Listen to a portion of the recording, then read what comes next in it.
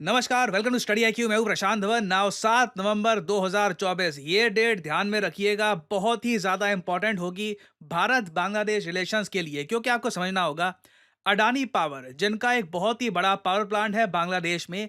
इस power plant से कई सालों तक बांग्लादेश ने इलेक्ट्रिसिटी परचेज करी। लगातार झारखंड से जनरेट होती थी बिजली, बांग्लादेश के लोग इसको यूज करते थे, मगर बांग्लादेश ने इसकी पेमेंट अभी तक नहीं करी है। और अब जो इसका बिल है, इलेक्ट्रिसिटी बिल, ये 850 मिलियन डॉलर तक पहुंच चुका है। और अब अडानी पावर ने क्लियरली बांग्लादेश की सरकार को यह कह दिया है कि 7 नवंबर ये डेट है आपके पास, 7 नवंबर तक जो भी आपका बिल है ये पे करिए, पेमेंट जो आपकी ड्यू है इसको करिए आप। अगर आप इसको नहीं पे करते तो उस केस में हम आपको पावर सप्लाई करना बंद कर देंगे। ये मैं आपको बता दूं, बहुत ज़्यादा बड़ी डेवलपमेंट है। और ये अज्यूम मत कर लेना कि अचानक से अडानी ने ये सब कहा है।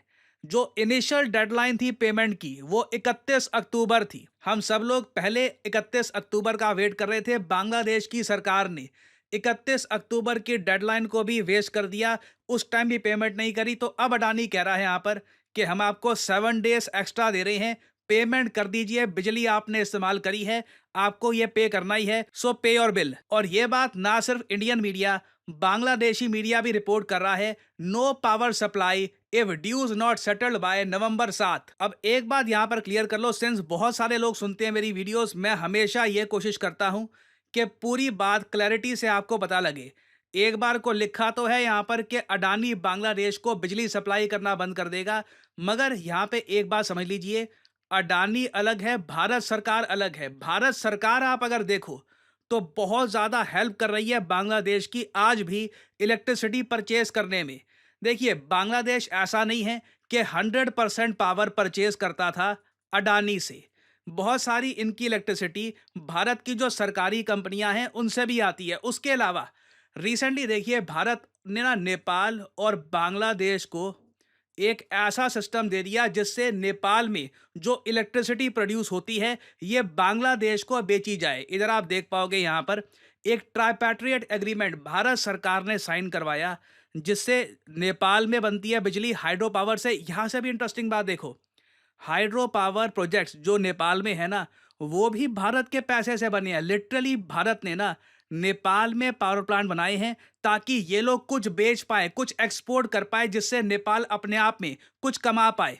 तो अब नेपाल ने बिजली कर दिया प्रोड्यूस, बेचना है। सारी बिजली इंडिया परचेज कर नहीं सकता, तो इंडिया ने नेपाल को यह कहा कि आप अपनी बिजली इंडिया के थ्रू आप बेचिए बांग्लादेश को।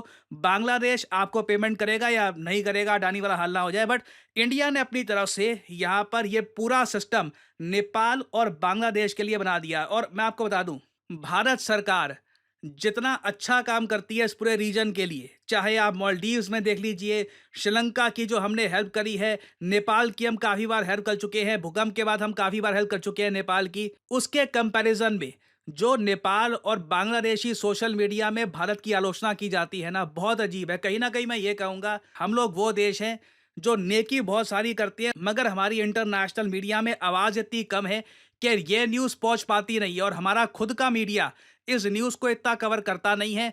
और इस पर्टिकुलर केस में भी मैं आपको बता दूं, हो सकता है, एक मैं कहूँगा स्मॉल पॉसिबिलिटी ये है कि अडानी पावर और बांग्लादेश के बीच में भारत सरकार कहीं ना कहीं बांग्लादेश की हेल्प करे।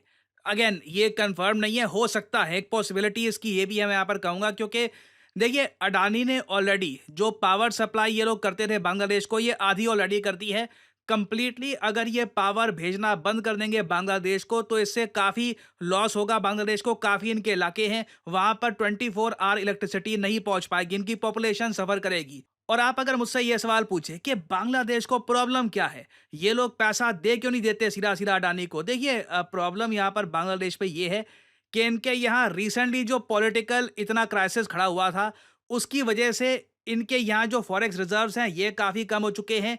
जो इनकी करेंसी है टका, ये बहुत ज़्यादा डिवैल्यू हो चुकी है।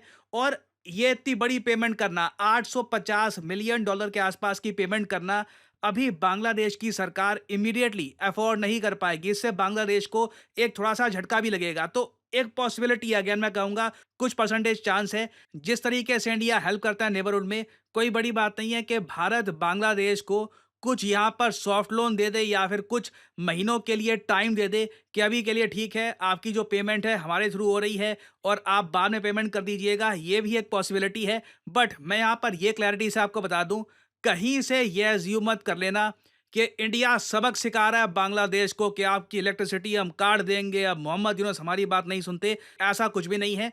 भारत सरकार अपनी तरफ से चाहे नेपाल के थ्रू या फिर और तरीके से भी आज भी बांग्लादेश की हेल्प करने की पूरी कोशिश कर रही है।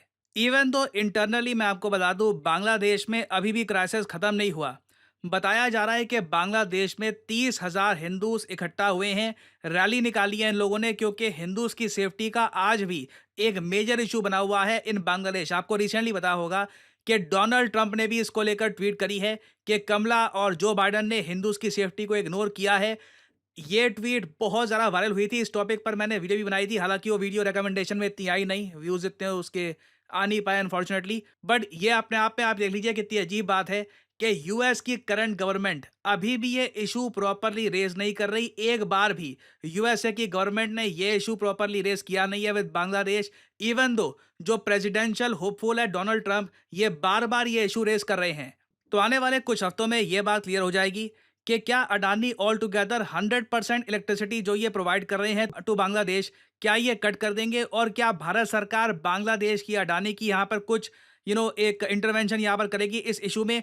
और यहाँ पर यह भी देखना होगा कि अगर भारत सरकार यहाँ पे इंटरवेंशन करती है तो क्या बांग्लादेश को ओपनली बोला जाएगा कि जो माइनॉरिटीज़ हैं आपके देश में वो रैलीज कर रहे हैं, प्रोटेक्शन की डिमांड कर रहे हैं, आप इनके लिए कुछ करते क्यों नहीं है। तो again this will be very interesting to see. 7 November ये डेट याद रखिएगा। Something big will happen on this date. कुछ अपडेट्स आती हैं तो मैं आपके लिए बाद में अपडेटेड वीडियो लाता रहूंगा। और फाइनली यहाँ पे मैं आप लोगों से एक सवाल ही पूछूंगा। देखिए, गरुड़ शक्ति 24 ये एक्सरसाइज आज के समय काफ़ी हद तक न्यूज़ में है। भारतीय सेना एक फॉरेन कंट्री में गई है इस मिलिट्री एक्सरसाइज के लिए। तो आपको यहाँ पर बताना है कि वो कौन सी फॉरेन कंट्री है जहाँ पर इंडियन आर्मी गई है इस युद्ध अभ्यास के लिए। ये हैं यहाँ पे आपकी ऑप्शंस: फ्रांस, इंडोनेशिया, जापान या फिर यूएसए। ये यहाँ पे आप देख पाओगे बहुत आर्टिकल से पब्लिश हुए हैं कि Indian army team heads to this country for Garuda Shakti 2024। Comment section में करिए सही आंसर। जो लोग देंगे सही आंसर उनकी कमेंट को मैं हार्ट दे दूंगा ताकि बाकी लोग समझ पाएं कि सही आंसर क्या है। और फाइनली आप लोगों के लिए इंपॉर्टेंट सूचना, 7 नवंबर तो इंपॉर्टेंट है ही, मगर आज की जो डेट है 3 नवंबर ये भी बहुत इंपॉर्टेंट है। आज आखिरी दिन है स्टडी आईक्यू सेल की। आज रात 12 बजे स्टडी आईक्यू की फेस्टिव सेल खत्म होने वाली है। तो आपके पास गोल्डन अपॉर्चुनिटी है। Make the best use of this sale. Comment section में जाइए, यहाँ पे आपको मिल जाएंगे link. UPSC examination, state examinations, इनके आप परचेज कर सकते हैं। यहाँ पर सिंपली यहाँ पे अगर जो ये लिंक है इस पर आप क्लिक करेंगे तो आपके सामने खुल जाएगा ये पेज। अगर आप मोबाइल फ़ोन पे हैं तो पहले स्टडी आईक्यू की जो ऐप है ये आप डाउनलोड कर सकते हैं गूगल प्ले स्टोर से, और फिर यहाँ पे आप परचेज कर पाएंगे स्टडी आईक्यू का फ्लैगशिप यूपीएससी कोर्स, जिसका प्राइस यहाँ पे जो लिखा है नेवर पे दिस प्राइस। 4 ऑफर्स अवेलेबल जो यहाँ पर लिखा है ना, इस पर क्लिक करो। फिर यहाँ पे कोड आप टाइप कर दीजिए PD10 और आप फिर देखिएगा बहुत ज़्यादा प्राइसेस गिर जाएंगे। You will be able to save a lot of money by using the code PD10। बाकी और कोई और कोड आप यूज़ करते हैं तो आपको इतना डिस्काउंट नहीं मिलेगा। Use the code PD10 to get the maximum discount possible. और याद रखिएगा, ये कोर्स कोई ऑर्डिनरी कोर्स नहीं है। यहाँ पर यूपीएससी का प्रीलिम्स पार्ट, मेंस पार्ट और इंटरव्यू पार्ट, तीनों स्टेजेस में स्टडी आईक्यू कमिटमेंट के साथ आपके साथ खड़ा रहेगा। वी विल मेक श्योर कि आप फाइनल स्टेज पर पहुंच जाओ and you get your dream job. यहाँ पे आपको 1-to-1 मेंटरशिप भी मिलती है। जो एक मेंटर है हमेशा ध्यान रखेगा कि आप ये कोर्स प्रॉपरली फॉलो करें, क्लासेस अपनी फॉलो करें। ऐसा नहीं कि कोर्स ले लिया फिर प्रोक्रास्टिनेशन हो रही है, मन नहीं कर रहा क्लासेस अटेंड करने का। हमेशा आपको मोटिवेट किया जाएगा कि कंप्लीट द कोर्स और एक प्रॉपर प्रिपरेशन के साथ appear in the UPSC examination. तो जो सेल है इस कोर्स की रात को 12 बजे ऑल टुगेदर खत्म हो जाएगी। उसके बाद काफ़ी लंबे समय तक जो नॉर्मल प्राइसेस है वो चलेंगे।